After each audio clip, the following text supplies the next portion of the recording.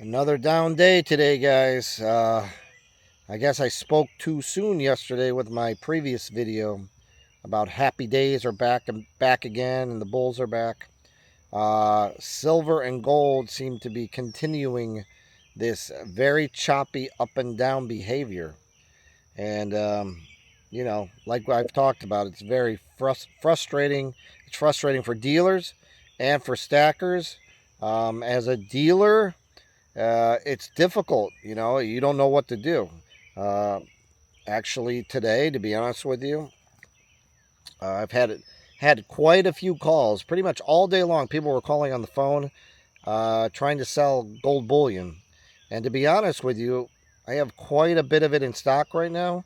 I started turning it away. I know some other channels have talked about that recently, and it's just the way it is in the markets right now, and it makes it very, very difficult as a dealer to know if you should buy, hold, sell, whatever.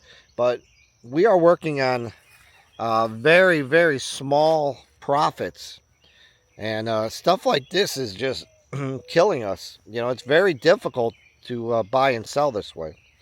As a silver stacker and my side, I'm talking about me personally, outside of my business as a silver stacker, gold stacker, I'm not going to worry about it too much, because I believe in it in the long run. And I'm going to give you a really, I believe, a very good reason why you should always have some silver and gold and maybe some cash on hand at all times. At least for now, with the cash part. But silver and gold for sure. Over the last couple days, I decided I wanted to buy a mid-level sporty car. I know it's a waste of money, but I've wanted one of these for a while. So I've been back and forth with a local car dealer, and basically came up with a deal. And today, I told him I'd come over after work. I was approved, of course, and had my down payment ready, gave him a deposit, and I decided I was able to go there after work. Okay, get off at 5 o'clock. I said I'll be over there. I'd hopefully like to get this all completed quickly, because I really hate hanging around a car dealership. So I asked the salesman, please have the finance guy have all the paperwork ready, so when I get there, it'll be fairly quick. So I get there and I end up waiting an hour, and nothing's really happening. And I told the salesman, I'm like, look, man, what's going on? I've been sitting here an hour. You don't look that busy in here. And he says, well, do you know about the hack? And I said, not really. What hack are you talking about? He said, CDK, the system all the car dealers use basically in the country, has been had a cyber attack. I guess one of these ransomware attacks. And he's like, everything has to be pretty much done by hand and this and that. So I'm like, wow, I didn't know anything about it. I guess it's very serious. It affects, all these different dealers apparently. So to make a long story short, I was not in the mood to sit there and wait all night to sign papers. And I told him that. So of course, the finance guy, comes running over to me. No, we can get it done real quick. We'll get you out of here in the next 20 minutes, blah, blah, blah. So I said, fine, no problem. I go back into the office with the finance guy. He starts giving me paperwork. Like, I was trading in a vehicle, so like registration paperwork and title and transfer stuff and all that stuff for the state. And I look at the paperwork and it was blank. I go, this is blank, man. There's nothing on it. Yeah, just sign it, he tells me. I'm like, sign it? There's nothing on it. What do you mean sign it? Oh, just sign it. I'll fill it in later. I'm like, I'm not an expert on this stuff, but that doesn't sound right. That doesn't sound legal. So I told him I was very uncomfortable doing that. I'm not going to do that. I'm not signing anything that was blank. I just can't imagine that would be legal. In the state of Ohio, I don't know the rules or the law about that, but I would imagine that's not legal. So I backed out of the deal. But it got me thinking, and it's kind of eye-opening because, you know, it did affect me firsthand, and I'm sure it's affecting, you know, all the car dealers. I don't know how they're going to do business like this. It seems like whatever amount of money they're asking for, they're probably going to have to pay it. Because if not, billions of dollars could be lost in a short period of time in the auto business. But, you know, I was thinking, man, that could really, a major cyber attack in the United States where it's maybe from a country doing this, they could literally shut down all of our systems, our economy, and everything. This is not doom mongering or doomsday scenarios. That's just a little taste with this attack, this cyber attack.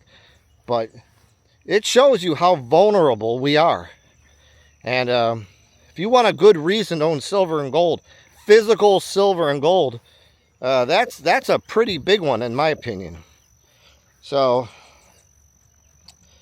I was reading some of the articles when I got home about this cyber attack. Excuse me. And here's one I saw. It says, pen and paper, but please no cursive. Widespread cyber attack sends car dealers back to 20th century. And I guess it affects 15,000 car dealerships in the United States and Canada. And they're asking for, it doesn't say how much. Someone told me 30 million. I heard 80 million. I'm not sure. I'm sure they're pretty hush-hush about it. But, you know, that's some scary stuff. The world we live in, I think it's fragile. And, you know, when someone ever asks you, why are you stacking silver and gold? Well, point them in the direction of an article like this or what's actually happening. And that's a very, very, very good reason. It also makes you wonder, should we be, all of us be prepping? You know, I'm not a prepper, and I've talked about that before, but I'm starting to think that maybe you should always have a certain amount of things on hand, food, water, because, man, this stuff's scary. I mean, they could literally shut down everything if it got bad enough. And I don't know. Let me know what you guys think. It's early in the evening here. It's extremely hot. I know we're having a heat wave all over the place. And me just walking around out here in this park area, it's very humid and hot. But, you know, this came across my mind after thinking about all this. And I figured I'd make a quick video out here and tell you what I thought about it. But, you know, let me know what you guys think.